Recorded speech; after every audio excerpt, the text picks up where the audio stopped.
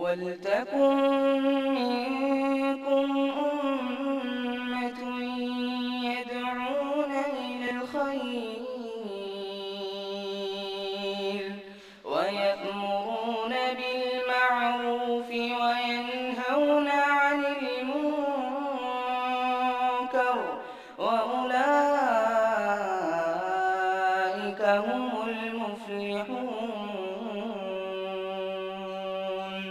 إن الحمد لله نحمده ونستعينه ونستغفره ونعوذ بالله من شرور أنفسنا ومن سيئات أعمالنا من يهده الله فلا مضل له ومن يضلل فلا هادي له وأشهد أن لا إله إلا الله وحده لا شريك له وأشهد أن محمدا عبده ورسوله أما بعد فإن خير الحديث كتاب الله وخير الهدي هدي محمد صلى الله عليه وسلم وشر الأمور محدثاتها وكل محدثة بدعة وكل بدعة ضلالة وكل ضلالة في النار.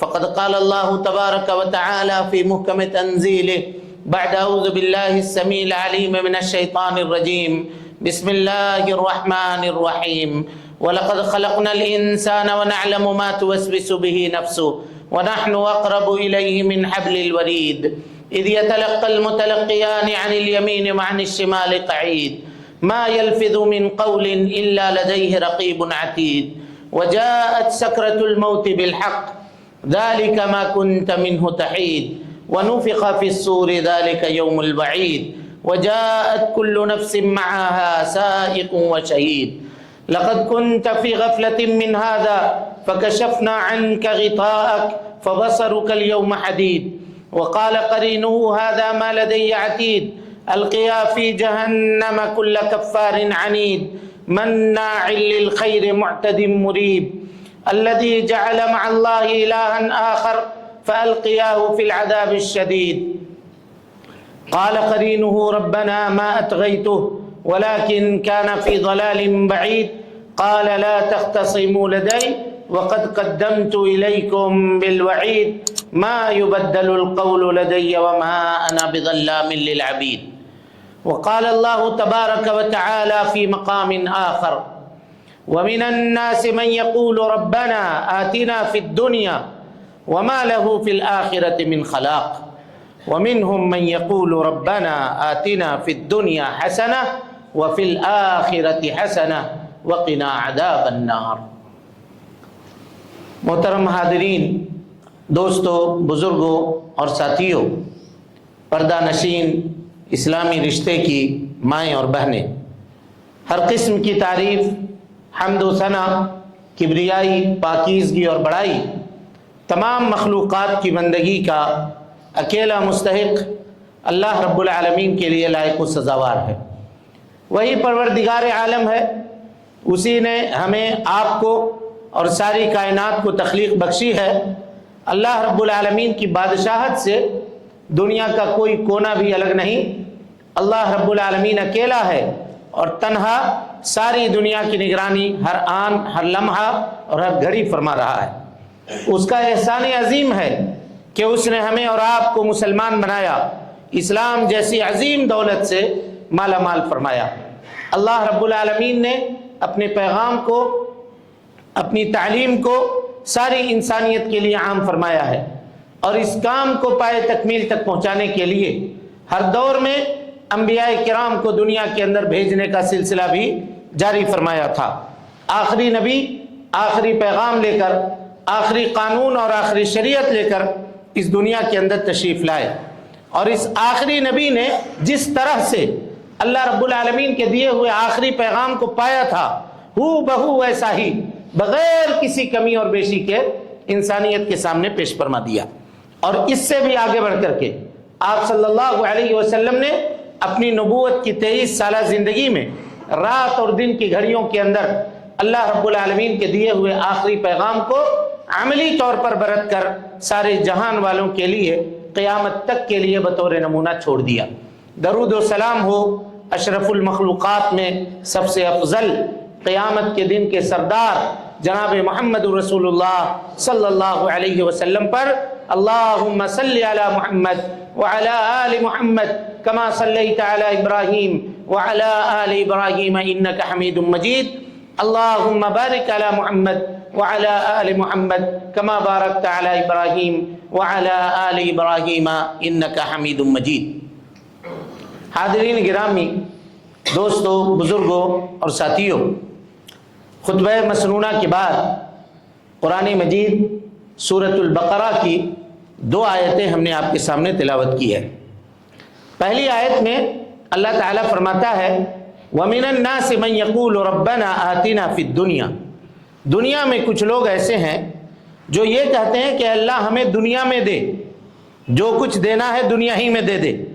اللہ تعالیٰ کہتا ہے وَمَا لَهُمْ فِي الْآخِرَةِ مِنْ خَلَاقٍ، ایسے لوگوں کا آخرت میں کوئی حصہ نہیں ہے، یعنی جنت میں ان کا کوئی حصہ نہیں ہے۔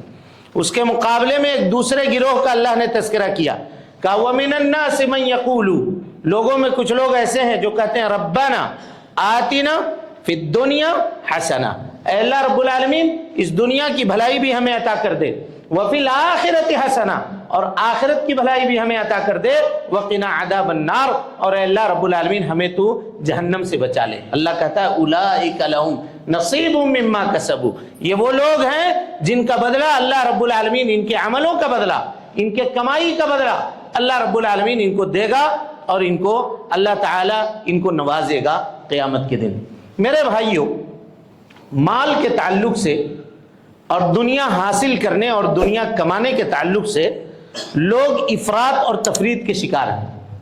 عام طور پر یہ نظریہ لوگوں کے سامنے پیش کیا جاتا ہے کہ مال کمانا یہ بری چیز ہے، مالدار برے ہوتے ہیں، اور اس طرح سے مختلف مجالس میں آپ یہ بات سنتے ہوں گے کہ غریبوں کی یہ فضیلت ہے، اور فقر و فاقہ کی یہ فضیلت ہے، اور فلاں کی یہ فضیلت ہے۔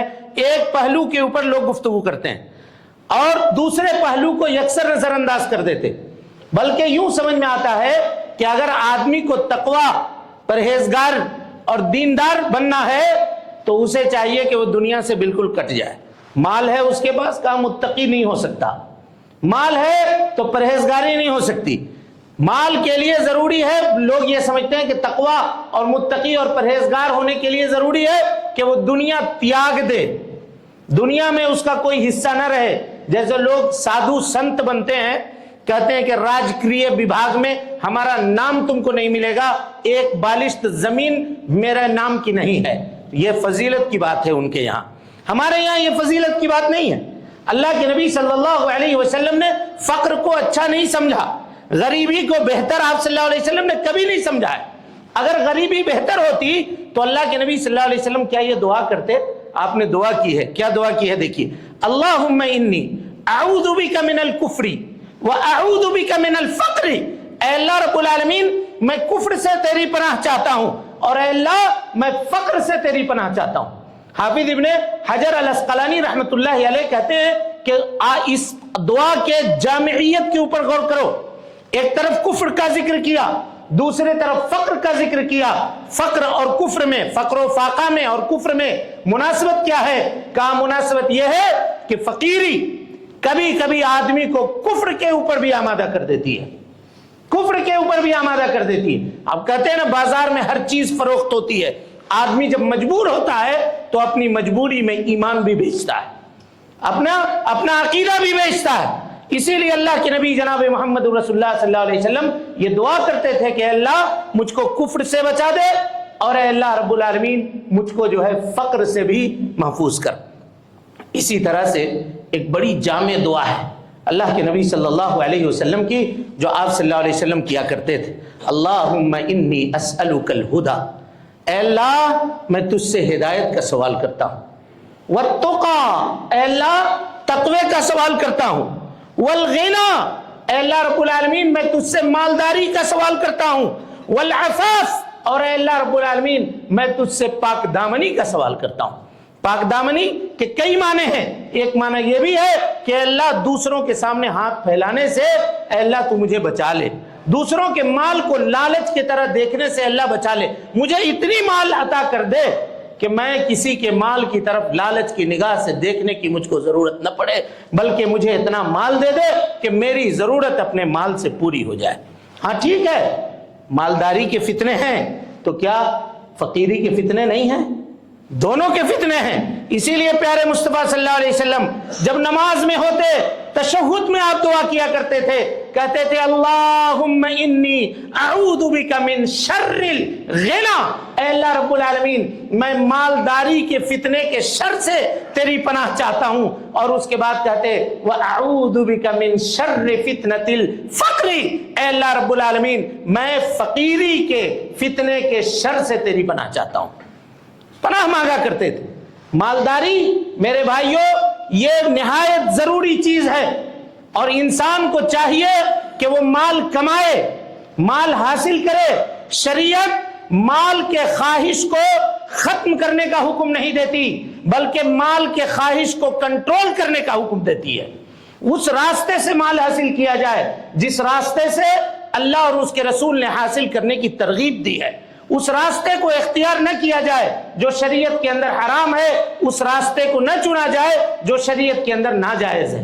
ورنہ آدمی مال کمائے یہ تو مومن کا خاصہ ہے، یہ مومن کا خاصہ ہے۔ نبی صلی اللہ علیہ وسلم نے فرمایا المومن القوی، وہ مومن جو قوی ہے، طاقتور ہے، اور قوت کے اندر مال کی قوت اور جسمانی قوت یہ دونوں داخل ہے، خیر و احب الی اللہ من المؤمن الضعیف، اس مومن سے بہتر اور اللہ کے نزدیک زیادہ پسندیدہ ہے جو ضعیف ہے قوت کے اعتبار سے اور مال کے اعتبار سے، جو ضعیف۔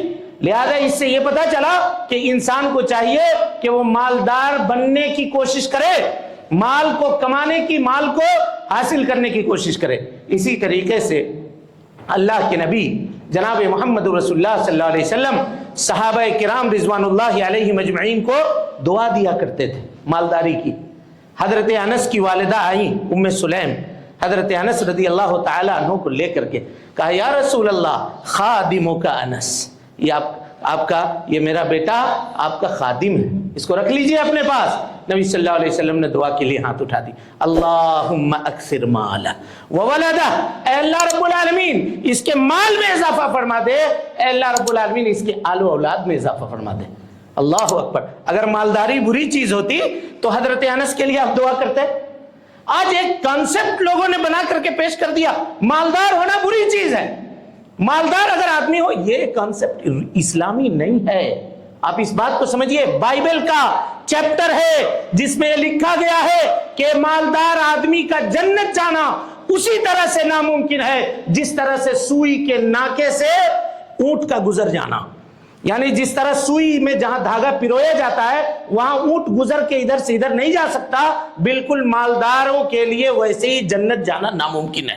اعوذ باللہ من الشیطان الرجیم۔ ابھی آپ آ کر کے دیکھیں کس طرح سے صحابہ کرام رضوان اللہ علیہ مجمعین کی زندگی میں مالداری اور تمنگری تھی، اور صحابہ کرام رضوان اللہ علیہ مجمعین نے کس طرح سے اس کو اختیار کیا تھا۔ یہاں خود اللہ کے نبی جناب محمد رسول اللہ صلی اللہ علیہ وسلم حضرت انس کے لیے دعا کر رہے ہیں۔ دو دعائیں کی، ایک دعا یہ کی کہ اللہ اس کے مال میں اضافہ کر دے۔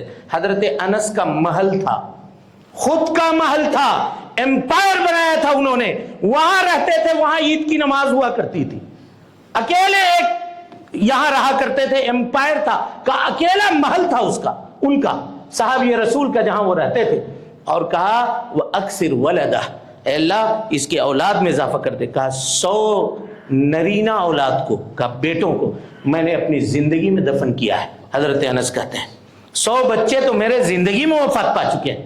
اللہ کے نبی صلی اللہ علیہ وسلم کے دعاؤں کا یہ اثر تھا حضرت انس رضی اللہ تعالیٰ عنہ کی زندگی میں۔ اگر مالدار ہونا برا ہوتا تو حضرت انس کے لیے کیوں یہ دعا کرتے اللہ کے نبی صلی اللہ علیہ وسلم؟ اچھا، ایک صحابی ہیں سعد ابن ابی وقاص رضی اللہ تعالیٰ عنہ، آپ سب جانتے ہیں، صحابی بیمار پڑے، نبی صلی اللہ علیہ وسلم گئے عیادت کے لیے، مال بہت تھا، کہا اللہ کے نبی صلی اللہ علیہ وسلم میں چاہتا ہوں کہ اپنے اس مال کو اللہ رب العالمین کے راستے میں صدقہ کر دوں۔ کہا نہ، صدقہ نہ کرو، پورا مال دے دوں اللہ کے راستے میں۔ کہا نہیں نہیں نہیں، ہرگز نہیں، ایسا مت کرو۔ کس نے کہا پورا مال دے دو؟ کہا نصف مال دے دیتا ہوں۔ کہا نہیں، نصف مال بھی دینے کی ضرورت نہیں ہے، کہا اللہ کے نبی صلی اللہ علیہ وسلم 1/3 مال، سلس مال.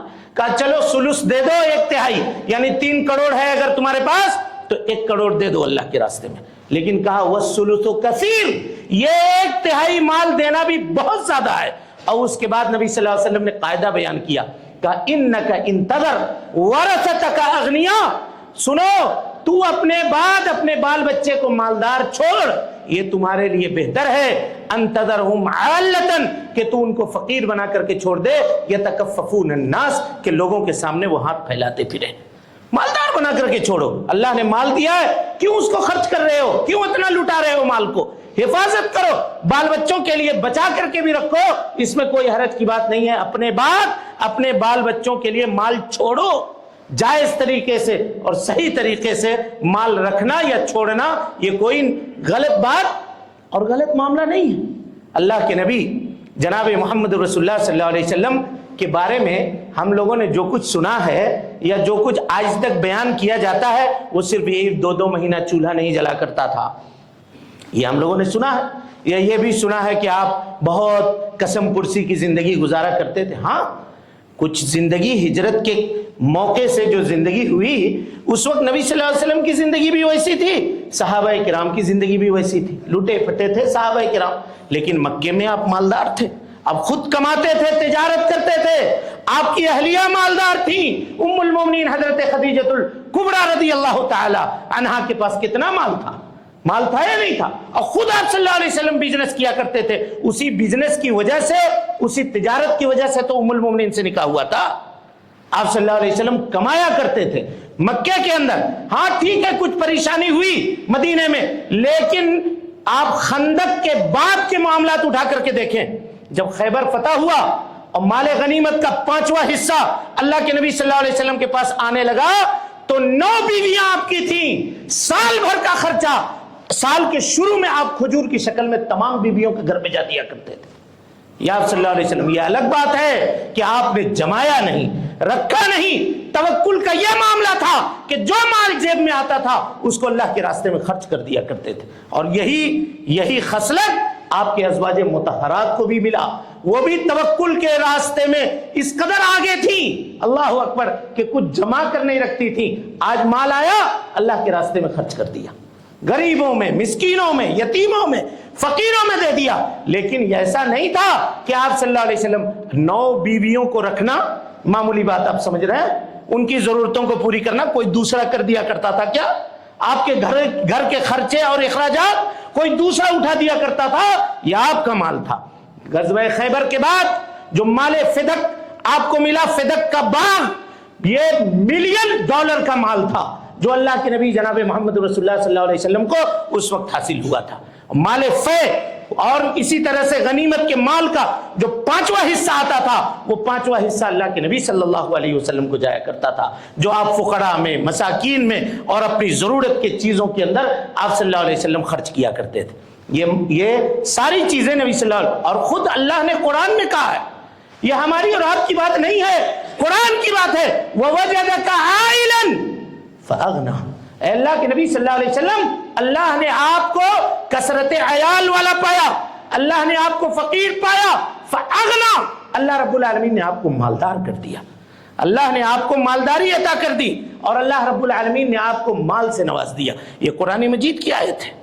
لہذا میرے بھائیوں، مال فی نفسہ ہی یہ برا نہیں ہے. یہ کانسیپٹ لوگوں کے یہاں ڈال دیا گیا کہ سادھو بنو، بھکشو بن جاؤ، بھیک مانگ کر کے لوگوں کے سامنے کھاؤ، اور یہی جو ہے تقوی کا معیار ہے، یہی تقوی کے لیے مناسب ہے. کمانا دھمانا. آج نوجوانوں کو دیکھ لیجئے، دیکھیے آپ نوجوانوں کی حالت کیا ہوئی ہے. بوڑھے باپ ہیں بیچارے، ہڈی کمزور ہو چکی ہے ان کی، کما نہیں سکتے. وہ صبح 6 بجے اٹھ کر کے اپنی دکان کھولتے ہیں یا جو کام وہ کرتے ہیں. جوان لڑکا مستنڈا گھر میں سویا ہوا ہے، 12 بجے اٹھتا ہے.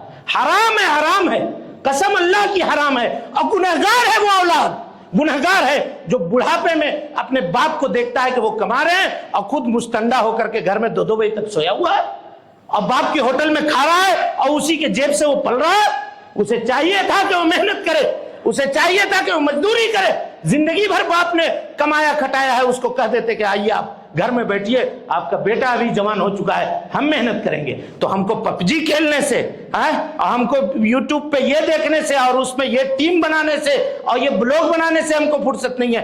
ذہنوں کو ہمارے مفقود کر کے رکھ دیا گیا، مفقود کر کے رکھ دیا۔ کمانے کے بارے میں آدمی سوچتا نہیں، 10-12 ہزار کا مہینہ انتظام ہو جاتا کہ چلو بس ہمارے لیے کافی ہے، ہمارے لیے تو نہیں۔ ہم یہ نہیں کہہ رہے کہ کوئی کام چھوٹا ہے، لیکن ہم بتا رہے ہیں آدمی سوچے تو کم سے کم بڑا، سوچنے کی تو کوشش کرے بڑا کرنے کی۔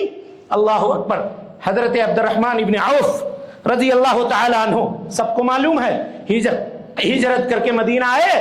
ان کے بھائی نے کہا، جس سے مواقعات ہوئی تھی، کہا کہ اے عبد الرحمن ایک کام کریے، یہ باغ ہے ہمارا، آدھا آدھا بانٹ دیتے ہیں، آپ آدھا لے لیجیے، آپ آدھا لے لیجیے۔ کہا نا نا نا، آپ کا مال ہے، ہمیں کوئی ضرورت نہیں اس کی۔ ویژن آدمی کو بڑا رکھنا چاہیے، ہم کو ضرورت نہیں۔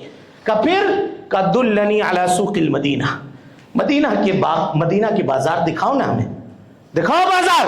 اب گئے، خالی ہاتھ تھا، کچھ نہیں تھا، جو کچھ پونجی تھوڑی بہت تھی لگایا اس میں۔ اور جب انتقال ہوا ہے تو جانتے ہیں 4 بیوی چھوڑ کر کے انتقال ہوئے تھے، 4 بیوی۔ اور شریعت کا یہ قانون ہے کہ اگر کسی کے پاس 4 بیوی ہے اور اولاد ہے تو کتنا ملے گا؟ 1 بیوی کو 1/8 ملے گا، یعنی پورے جائیداد کا 8واں حصہ، ٹھیک ہے؟ 1 بیوی ہے تو پورا مل جائے گا، اور اگر 4 بیوی ہیں تو 8واں حصہ میں سے 4 کو تقسیم کیا جائے گا۔ تو 1 بیوی کو کتنا مال ملا ہے معلوم ہے عبد الرحمن ابن عوف کا؟ 4 کلو سونا، 4 کلو سونا 1 بیوی کو ملا ہے۔ کیش جو ملا ہے، پیسے جو درہم و دینار کی شکل میں جو ملے ہیں وہ الگ ہے، اس کو چھوڑ دیجئے، اس کو نہ گن پائیے گا نہ اس کو جان پائیے گا، وہ چھوڑ دیجئے، وہ مال الگ ہے۔ کیسے کمایا تھا؟ ویژن اونچا رکھا تھا، مالداری یہ تھی۔ حضرت عبداللہ ابن عمر ابن عاص رضی اللہ تعالیٰ عنہ کو ایک جنگ میں اللہ کے نبی صلی اللہ علیہ وسلم روانہ کر رہے ہیں۔ دیکھیے اسلامی کنسپٹ کیسا ہے، نظریہ کیسا ہے، آپ اس کے اوپر غور کیجئے۔ روانہ کر رہے ہیں ایک جنگ میں، نبی صلی اللہ علیہ وسلم جب قافلہ روانہ کرتے تھے تو باہر تک جاتے تھے، دور تک اس کے ساتھ چل کر جاتے تھے، نصیحت کرتے رہتے تھے، بتاتے رہتے تھے ایسا کرنا، ایسا کرنا، ایسا کرنا۔ جب رخصت کرنے لگے تو حضرت عمر ابن عاص کو کہا کہ اللہ تعالیٰ تم کو سلامت رکھے اور اللہ تعالیٰ تم کو مال و دولت سے نوازے۔ اللہ اکبر۔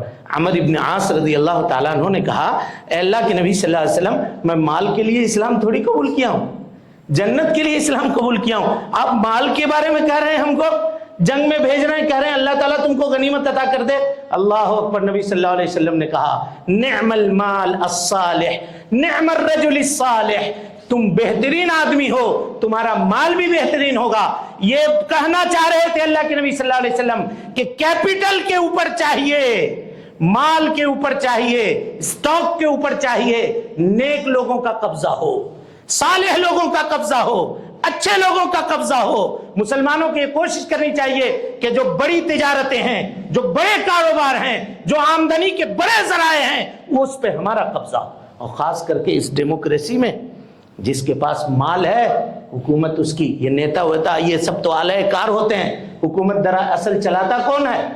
ڈیموکریسی کیپٹلزم کے زیر سایہ چلتی ہے، by the capitalism, for the capitalism, اسی کے ارد گرد میں وہ گھومتی ہے۔ جس کے پاس مال ہے وہ حکومت کو جدھر چاہتا ہے ادھر گھماتا ہے۔ ایسے اس وقت میں عقیدہ کی اصلاح کی ضرورت تو ہے، منہج کی اصلاح کی ضرورت تو ہے، ساتھ میں اس بات کی اصلاح کی بھی ضرورت ہے کہ ہم مال کمائیں اور جائز طریقے سے، حلال طریقے سے مال کمائیں، تاکہ سماج اور معاشرے کے اندر ہمارا بھی وقار ہو، ہمارا بھی مقام ہو اور ہمارا بھی معاملہ اونچا رہے۔ مالداری کی جہاں ضرورت پڑے وہاں ہم وہ معاملہ اپنا پیش کر سکیں۔ میرے بھائیوں، صحابہ کرام رضوان اللہ علیہم اجمعین کی زندگی آپ اٹھا کر کے دیکھیں۔ حضرت عثمان غنی رضی اللہ تعالیٰ عنہ، ان کو کہا جاتا ہے یہ عثمان غنی، اللہ اکبر۔ مدینہ جب ہجرت کر کے آئے تو یہودی کا کنواں تھا، 1 بکٹ پانی 1 مد جو لے کر کے بیچتا تھا۔ وہ 1 بکٹ پانی اگر آپ کو لینا ہے تو 1 مد ایسے 2 بھر کر کے یہ لے جا کر کے آپ دیتے اس کو، اتنا جو دینے سے 1 بکٹ پانی دیتا تھا۔ گئے، کتنا لیا؟ 35,000 درہم۔ کتنا؟ 35,000 درہم دیا تھا، 1-2 روپیہ نہیں، 1-2 روپیہ نہیں، 35,000 درہم۔ اور آج کل کے زمانے میں اگر اس کا حساب لگایا کسی نے، کہا 12,000 کروڑ روپیہ. کتنا؟ 12,000 کروڑ روپیہ ادا کیا یہودی کو، اور وہ کنواں خرید کر کے فروخت کر دیا، وقف کر دیا اللہ رب العالمین کے راستے میں. مسجد نبوی بن گئی، اس میں لوگوں کے لیے جگہ تنگ ہونے لگی. اللہ اکبر. حضرت عثمان غنی نے جو ریاض الجنہ کے بازو کی جو زمین ہے، پوری زمین وہ اپنے جیب سے خرید کر کے اس کو اللہ کے راستے میں وقف کر دیا. کتنا ثواب مل رہا ہوگا آپ سوچئے تو. اب جا کر کے دیکھیے مسجد نبوی میں ایک سیکنڈ کے لیے بھی وہ زمین سجدے سے خالی نہیں رہتی ہے، کبھی نہیں، کسی سیزن میں نہیں. اور آپ جانتے ہیں وہ ریاض الجنہ کی جو زمین ہے، وہ زمین حضرت ابوبکر صدیق رضی اللہ تعالی عنہ کے جیب خاص سے خریدی ہوئی زمین ہے، ریاض الجنہ کی زمین. اور اس پہ کس طرح سے لوگوں کی اور نمازیوں کی اور سجدہ کرنے والے لوگوں کی بھیڑ لگی رہتی ہے. آپ جا کر کے دیکھیں، جتنا ثواب یہاں نماز پڑھنے والے کو مل رہا ہوگا، اتنا ہی ثواب حضرت ابوبکر صدیق رضی اللہ تعالیٰ عنہ کے، حضرت عثمان غنی رضی اللہ تعالیٰ عنہ کے کھاتے میں بھی جا رہا ہوگا. اللہ کے نبی جناب محمد رسول اللہ صلی اللہ علیہ وسلم نے دین کو پھیلانے کے لیے جہاں صحابہ کرام کو استعمال کیا، حضرت علی کی قوت تھی، حضرت عمر ابن خطاب رضی اللہ تعالیٰ عنہ کی فہم و فراست تھی، خالد ابن ولید کی فہم و فراست تھی، وہیں عثمان غنی کا مال بھی تھا، عبد الرحمن ابن عوف کا مال بھی تھا. جیسے اسرا جب تیار کیا جانے لگا، نبی صلی اللہ علیہ وسلم کو ضرورت تھی، ایک مجلس میں اعلان کرتے ہیں مسجد نبوی کے اندر بیٹھ کر کے، ہے کوئی دینے والا؟ کہا 100 اونٹ اللہ کے رسول صلی اللہ علیہ وسلم میرے طرف سے. کہا ہے کوئی دینے والا؟ کہا 100 اونٹ میرے طرف سے، 100 اونٹ میرے طرف سے. 700 اونٹ ایک ہی مجلس میں بیٹھ کر کے ساز و سامان کے ساتھ اللہ کے نبی صلی اللہ علیہ وسلم کے حوالے کر دیا. کس نے کیا؟ حضرت عثمان غنی نے. پھر مال کی ضرورت پڑی، 12,000 درہم، اللہ اکبر، ایک تھیلی میں لا کر کے پیارے مصطفیٰ کے حوالے کر دیا. یہ لیجئے مال. کہا نبی سکوں کو الٹتے جاتے کہتے ما ذرہ عثمان، ما ذرہ عثمان بعد ما عمل قط. آج کے بعد اگر عثمان کوئی عمل نہ بھی کرے تو اللہ تعالیٰ اس کو جنت دے کر کے چھوڑے گا. اللہ اکبر. یہ مقام، یہ مرتبہ مالداری کی بدولت حاصل ہوا تھا میرے بھائیو. مالداری کی بدولت لوگوں کا ذہن تبدیل کر دیا گیا، بتا دیا کہ مالداری یہ ہماری چیز نہیں ہے، ہم غریب رہیں، فقیر رہیں، چھوٹا کام کریں اور اسی ویسے ہی ہماری زندگی گزاریں، یہ ہو گیا.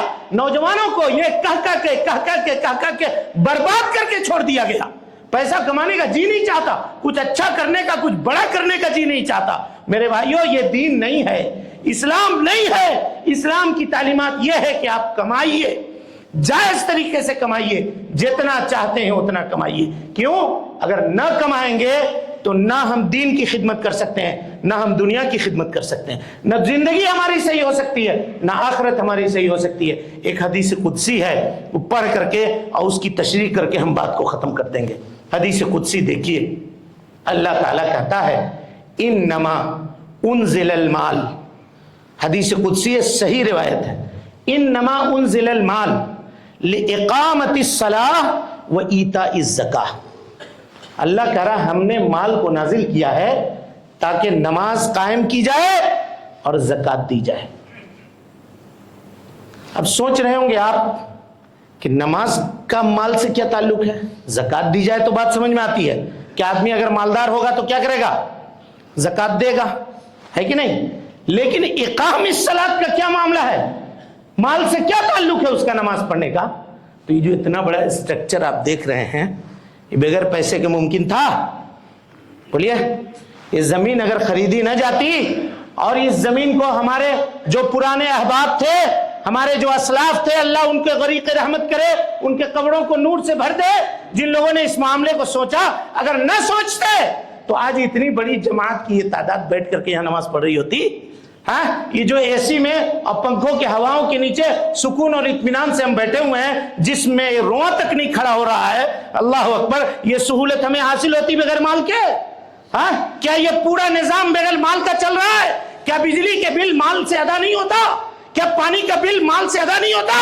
اللہ کی اقامت کے لیے، اقامت صلاۃ کے لیے میرے بھائیوں مال کی ضرورت ہے، مال کی ضرورت ہے. اور اقامت صلاۃ اقامت دین ہے، اقامت دین کے لیے بھی مال کی ضرورت ہے، مال کی ضرورت ہے. اگر آدمی مالدار نہیں ہے تو دینی تعلیم بھی نہیں حاصل کر سکتا. یہ جو مسجدیں آج آباد ہیں، اللہ اکبر، یہ جو ممبر و محراب آج آباد ہیں، اگر مال نہ ہو، آپ کا تعاون نہ ہو، کون آپ کو نماز پڑھانے کے لیے رکے گا؟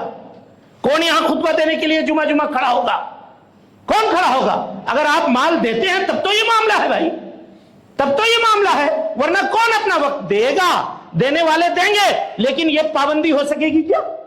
یہ معاملات ہو سکیں گے کیا؟ چلیے وہ چھوڑیے، وہ جو مدارس قائم ہیں، اگر ان مدارس کو آپ نے اپنے جیب سے مال نہ دیا ہوتا تو آج آپ کے ممبر و محراب پہ کون کھڑا ہو کر کے آپ کو سمجھا رہا ہوتا؟ دین آپ کو کون بتا رہا ہوتا؟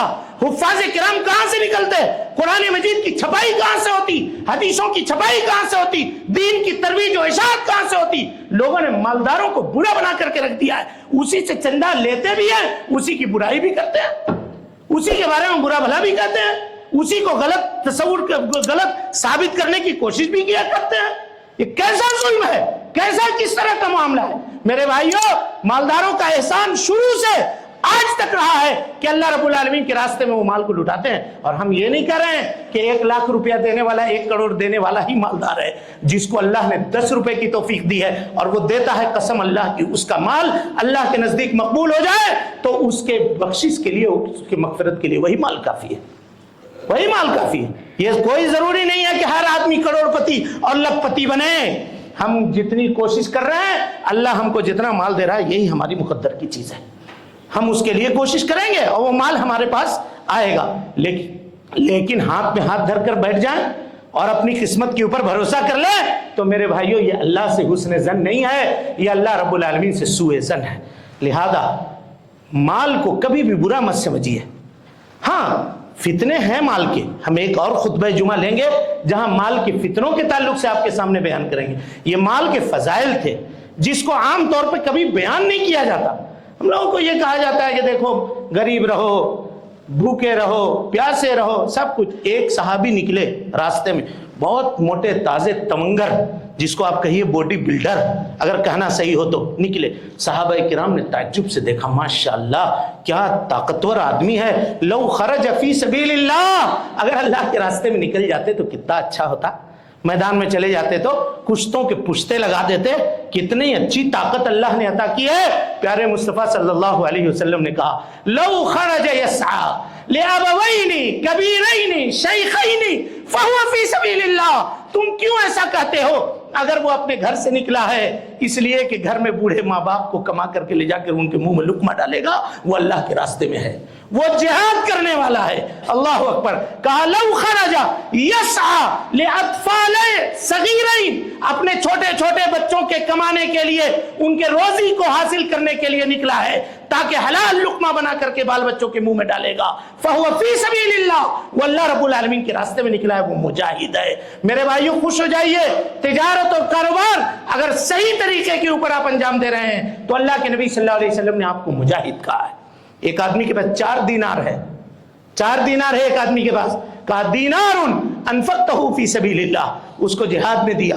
دوسرے دینار کو کہا کہ اس نے غلام آزاد کر دیا. تیسرا دینار اس نے کسی کو صدقہ میں دے دیا. چوتھا دینار اپنے بال بچوں کے اوپر لے جا کر کے خرچہ کر دیا. تو کہا کہ جو بال بچوں کے اوپر خرچہ کیا ہے نا، وہ تینوں دینار سے زیادہ ثواب دینے والا ہے، حاصل کرنے والا ہے. آج اگر بیوی کسی چیز کا مطالبہ کرتی ہے، جائز چیز کا، تو ہم لوگوں کو بہت برا لگتا ہے. کاہے کو پیسہ مانگتی ہو، ہر بات پہ پیسہ طلب کرتی ہو؟ صدقہ سمجھیے، پیسہ دیجئے اس کو. اگر جائز ضرورت کے لیے مانگ رہی ہے، بچوں کے اسکول کی فیس ہے، گھر کا کوئی اور کام ہے، کچھ اور خریدنا ہے، کچن کا کوئی سامان لینا ہے، مانگ رہی ہے ضرورت کے لیے، دیجئے. وہ صدقہ ہے آپ کے لیے. آپ کما کے لا رہے ہیں، آپ کے بچے اگر گھر میں بیٹھ کے کھا رہے ہیں، اللہ ہر لقمے کے اوپر، ہر دانے کے اوپر، چاول کے ایک ایک نقطے کے اوپر، پانی کے ایک ایک قطرے کے اوپر اللہ رب العالمین آپ کو ثواب دے رہا ہے.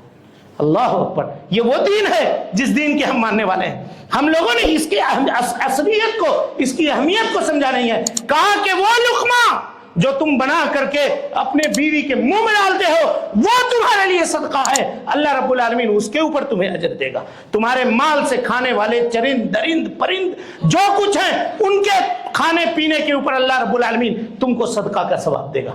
دین اسلام کو ہم لوگوں نے ایسا ہی سمجھ رکھا ہے. بہت سارے لوگ جو ہے نا فقیری کو گلوریفائی کرتے ہیں. کہتے ہیں کہ ارے فقیر ہے، ان کو دنیا سے کوئی مطلب نہیں ہے. بیوقوف ہے وہ، بیوقوف ہے جس کو دنیا سے کوئی مطلب نہیں ہے. اللہ نے کہا وَلَا تَنْسَ نَصِيبَكَ مِنَ الدُّنْيَا، دنیا میں تمہارا جو نصیب ہے اس کو نہ بھولو. اسی طرح سے کہا قُلْ مَنْ حَرَّمَ زِينَةَ اللَّهِ الَّتِي أَخْرَجَ لِعِبَادِهِ، اے اللہ کے نبی صلی اللہ علیہ وسلم کہیے اللہ کی اس زینت کو کس نے حرام کیا ہے کہ جو اللہ رب العالمین نے اپنے بندوں کے لیے پیدا کیا ہے. اور زینت میں ایک نمبر پہ مال ہے، ایک نمبر پہ مال ہے. کیسے ایک نمبر پہ مال ہے؟ اللہ تعالیٰ کہ المال والبنون زینت الحیات الدنیا، مال اور بال بچے یہ کیا ہے؟ دنیا کی زینت ہے. اللہ نے مال کو خیر کہا ہے، خیر. ہم لوگ سمجھتے ہیں مال شر ہے، اللہ نے خیر کہا ہے. وَإِنَّهُ لَحُبِّ الْخَيْرِ لَشَدِيدٌ، انسان خیر کے یعنی مال کے چاہت میں بڑا سخت واقع ہوا ہے. ایک جگہ اللہ تعالیٰ نے فرمایا یسألونک ماذا ينفقون، اے اللہ کے نبی صلی اللہ علیہ وسلم یہ لوگ پوچھتے ہیں آپ سے کہ یہ کیا خرچ کریں؟ کہ یہ قل ما انفقتم من خیر، جو مال تم خرچ کرتے ہو. یہاں خیر کا معنی مال، خیر کے معنی مال. اور ایک جگہ اللہ نے مال کو کیا کہا؟ فضل کہا ہے، فضل. یہی جمعہ کی آیت میں فَإِذَا قُضِيَتِ الصَّلَاةُ فَانْتَشِرُوا فِي الْأَرْضِ وَابْتَغُوا مِنْ فَضْلِ اللَّهِ، جب جمعہ پڑھ لو نکلو، مسجد سے باہر جاؤ، بازار جاؤ، تجارت میں جاؤ، کاروبار میں جاؤ، اللہ کا فضل تلاش کرو. اللہ کہہ رہا ہے کہ مال میرا فضل ہے، ہم کہہ رہے ہیں کہ مال برا ہے، مال غلط چیز ہے.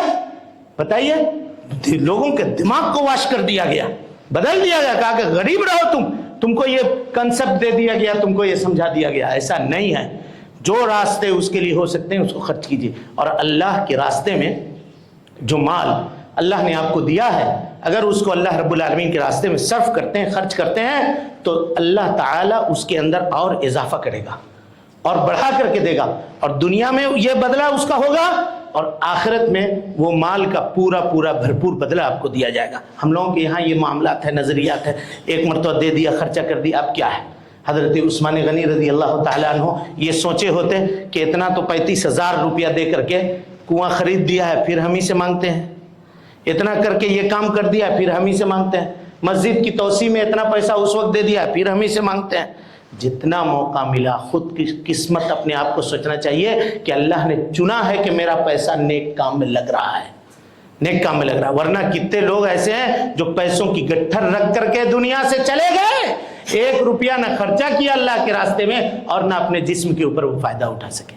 لہذا اپنے آپ کو خوش نصیب سمجھنا چاہیے کہ اللہ نے اس کام کے لیے ہمیں اور آپ کو چنا ہے. میرے بھائیوں، ہم اپنے لیے اور آپ سب کے لیے یہ دعا کرتے ہیں کہ اللہ رب العالمین ہم سب کو حسن عمل کی توفیق دے.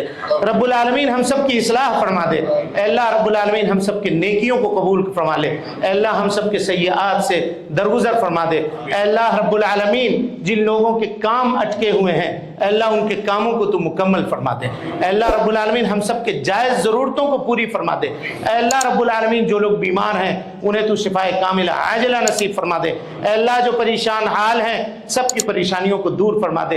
اے اللہ رب العالمین ہم سب کے اوپر اپنی رحمت کی چادر عام فرما دے. اے اللہ ہم سب کو صحت و تندرستی عطا فرما دے. اے اللہ رمضان المبارک کے حسین موقع ہم سب کو عطا فرما دے. صحت و تندرستی عطا فرما کر روزہ رکھنے کی توفیق نصیب فرما دے. روزوں کو شرف قبولیت سے نواز دے. جب تک زندہ رکھ، دین اسلام پہ زندہ رکھ، اور جب اٹھا ایمان پہ اٹھا. اقول قولی ھذا واستغفر اللہ لی ولکم ولسائر المسلمین من کل ذنب وخطیئۃ فاستغفروہ انہ کان للأوابین غفورا.